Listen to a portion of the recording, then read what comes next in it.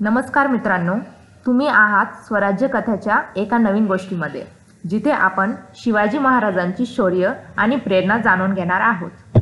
गड आला पण सिंह गेला.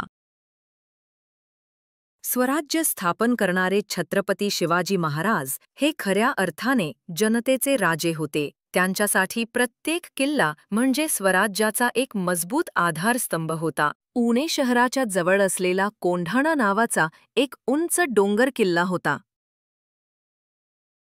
हा कोंढाणा किल्ला स्वराज्यासाठी खूप महत्वाचा होता, कारण त्याचे स्थान खूप मोक्याचे होते. पण दुर्दैवाने तो किल्ला त्या काळी मुघलांच्या ताब्यात होता. उदयभान राठोड नावाचा एक क्रूर सरदार किल्ल्याचा किल्लेदार होता. महाराजांना तो किल्ला परत मिळवायचा होता, कारण स्वराज्याची शान त्यात होती. महाराजांचे एक अत्यंत निष्ठावान आणि शूर सरदार होते. त्यांचे नाव तानाजी मालुसरे. ते उंबरठे गावात राहत होते. तानाजी हे फक्त योद्धेच नव्हते, तर ते एक प्रेमळ वडीलही होते.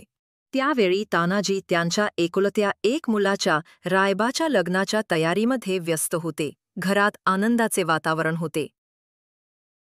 तेवढ्यात महाराजांचा एक दूत तानाजींच्या घरी पोहोचला. दूताने महाराजांचा निरोप दिला, तानाजी, कोंढाणा किल्ला जिंकणे अत्यंत आवश्यक आहे. महाराजांना तुमचाच आधार हवा आहे.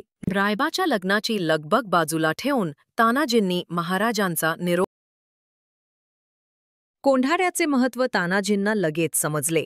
त्यांनी क्षणाचाही विलंब न लावता कमरेला तलवार बांधली आणि एक ऐतिहासिक घोषणा केली, आधी लगीन कोंढण्याचं, मग माझ्या रायबाचं. तानाजींनी लगेच आपल्यासोबत मावळ्यांची एक तुकडी घेतली आणि कोंढाण्याकडे कूच केले. ती होती एका काळोख्या रात्रीची वेळ. किल्ला जिंकण्यासाठी त्यांनी एक अतिशय धाडसी योजना आखली. त्यांनी गडाच्या कड्यावर चढण्यासाठी एका घोरपडीचा उपयोग केला. एका मावळ्याने घोरपडीच्या मदतीने दोर बांधून गड चढण्यास सुरुवात केली. तो दोर गडावर मजबूतपणे टाकल्यावर तानाजी आणि त्यांचे शूर मावळे त्या उंच कड्यावरून वर चढू लागले. मावळे आत शिरले आणि त्यांनी मुघल सैनिकांवर हल्ला केला. किल्लेदार उदयभान राठोड तानाजींच्या शौर्यासमोर उभा राहिला. दोघांमध्ये घनघोर युद्ध सुरू झाले. लढताना तानाजींची ढाल तुटली, पण तानाजी डगमगले नाहीत. लढाईत तानाजींची ढाल तुटली, पण शूर तानाजी थांबले नाहीत. त्यांनी आपल्या डोक्याचा फेटा काढून हाताला गुंडाळला आणि त्याचे ढाल म्हणून वापर करून ते लढत राहिले. अखेरीस त्यांनी उदयभानला हरवले, पण त्या भयंकर युद्धात तानाजींना वीरमरण आले. सकाळी महाराजांना जेव्हा कोंढाणा जिंकल्याची बातमी मिळाली, तेव्हा त्यांना खूप आनंद झाला. पण लगेचच तानाजींच्या वीरमरणामुळे त्यांचे मन उदास झाले. त्यांच्या डोळ्यात पाणी आले आणि ते म्हणाले, गड आला पण सिंह गेला.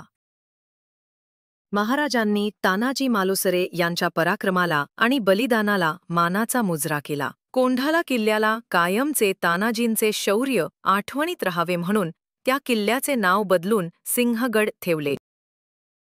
तानाजींच्या या बलिदानातून आपल्याला काय शिकायला मिळते, ते म्हणजे आपल्या मायभूमीसाठी असलेले निस्सीम प्रेम, आपल्या राजाप्रती असलेली खरी निष्ठा आणि कोणतेही आव्हान स्वीकारण्याचे अदम्य शौर्य.